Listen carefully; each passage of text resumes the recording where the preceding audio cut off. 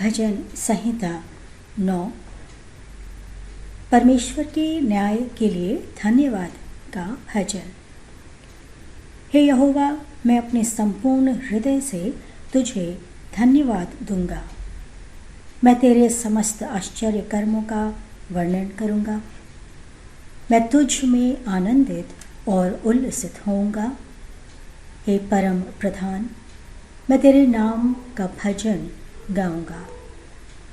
जब मेरे शत्रु पीछे हटते हैं तो वे मेरे सम्मुख ठोकर खाकर नाश हो जाते हैं, क्योंकि तूने मेरे पक्ष को उचित ठहराया। तू सिंहासन पर विराजमान होकर धार्मिकता से न्याय करता है। तूने जाति जाति को झिड़का और दुष्ट को नाश किया है।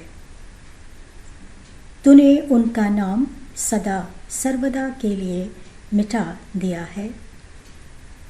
शत्रु का नाश अर्थात अनंत विनाश हो गया है। तूने नगरों को उखाड़ फेंका है और उनका नाम निशान मिट गया है। परंतु यहोवा सर्वदा विराजमान है। उसने अपना सिंहासन न्याय के लिए स्थापित किया है। वो संसार का न्याय धार्मिकता से करेगा। वो जाति जाति का न्याय निष्पक्षता से करेगा। यहोवा पिसे हुओं का दृढ़ भी रहेगा। हाँ, संकट के समय दृढ़। जो तेरा नाम जानते हैं वे तुझ पर भरोसा रखेंगे, क्योंकि हे यहोवा, तूने अपने खोजियों को त्याग नहीं दिया है। यहोवा जो सियोन में निवास करता है उसका भजन गाओ।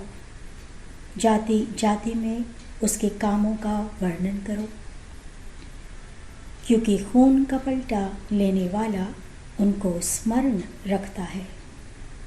वो पीड़ितों की पुकार को नहीं भूलता।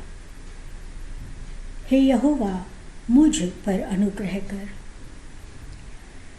तू जो मुझे मृत्यु के फाटकों से उठा लेता है, मेरी पीड़ा को देख जो मेरे बैरी मुझे देते हैं, कि मैं तेरी सब प्रशंसा का वर्णन करूं, अर्थात सियोन की फाटकों पर तेरे किए हुए उद्धार के लिए आनंद मनाऊं।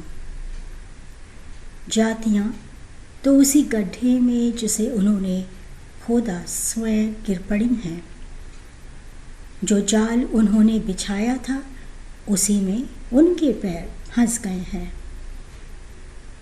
यहोवा ने अपने आप को प्रकट किया है। उसने न्याय चुकाया है। दुष्ट अपने ही हाथों के कामों में फंस जाता है। दुष्ट तो अधोलोक में लौट जाएंगे। हाँ, वे सब जातियां जो परमेश्वर को भूल जाती हैं, क्योंकि दीन दरिद्र सदा के लिए भुला नहीं दिए जाएंगे, और ना पीड़ितों की आशा सर्वदा के लिए नष्ट होगी। उठ हे यहोवा, मनुष्य प्रबल होने ना पाए। जाति जाति का न्याय तेरे सम्मुख किया जाए। हे यहोवा, उन्हें भयभीत कर।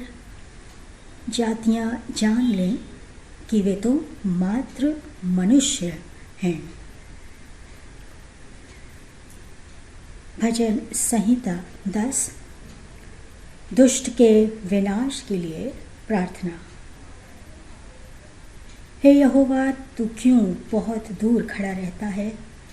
संकट के समय तू क्यों अपने आप को छिपाए रखता है? अहंकार में दुष्ट तो पीड़ितों के पीछे बुरी तरह पड़ जाते हैं। वे अपने ही रचे हुए षड्यंत्रों में फंस जाएं, क्योंकि दुष्ट अपने हृदय की अभिलाषा पर घमंड करता है, और लालची मनुष्य परमेश्वर का तिरस्कार करके उसे त्याग देता है। दुष्ट अपने अभिमान के कारण परमेश्वर की खोज नहीं करता। उसका तो पूरा विचार है कि कोई परमेश्वर है ही नहीं। उसकी चाल सदा सफल होती है। तेरे न्याय ऊंचे हैं, उसकी दृष्टि से वे परे हैं। वे अपने सब विरोधियों को तुच्छ जानता है। वो अपने मन में कहता है कि मैं कभी टलने का नहीं, पीढ़ी से पीढ़ी तक मैं विपत्ति में कभी नहीं पड़ूंगा। उसका मुंह तो शाप, छल व अत्याचार से भरा है।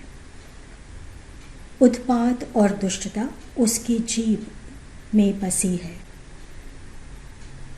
वे गांव में घात लगाए बैठा रहता है और गुप्त स्थानों में निर्दोष की हत्या करता है।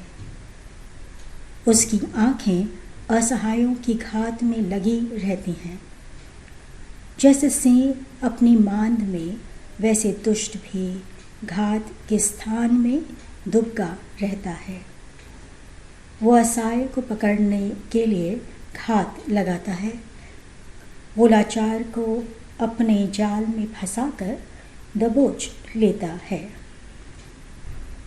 वो दुबक कर बैठता और झुक जाता है और असहाय उसकी बलवंत भुजाओं में दबोच लिए जाते हैं। वो मन में कहता है कि परमेश्वर तो भूल गया है, उसने अपना मुंह छिपा लिया है, वो इसे कभी न देखेगा। उठ हे यहोवा, हे परमेश्वर, अपना हाथ बढ़ा, पीड़ितों को ना भूल। दुष्ट ने परमेश्वर को तुच्छ क्यों जाना है? उसने तो अपने मन में कहा, तू लेखा ना लेगा। तूने देख लिया है, क्योंकि तूने दुष्टता और व्याकुलता पर दृष्टि की है कि उसे अपने हाथ में ले ले। लाचार अपने को तेरे हाथों में सौंप देता है। तू तो अनाथों का सहायक रहा है। दुष्ट और दुर्जन की भुजा को तोड़ डाल। उसकी दुष्टता को जब तक मिलती रहे ढूंढ ढूंढ कर निकाल। यहोवा सदा सर्वदा के लिए महाराजा है। उसके देश में से जाति जाति के लोग मिट गए हैं। हे यहोवा, तूने नम्र लोगों के मन की पुकार सुनी। तू उनके हृदयों को दृढ़ करेगा और उनकी ओर अपना कान लगाएगा कि अनाथों और दलितों का न्याय करे, जिससे कि मनुष्य जो मिट्टी का बना है फिर आतंक ना फैलाए।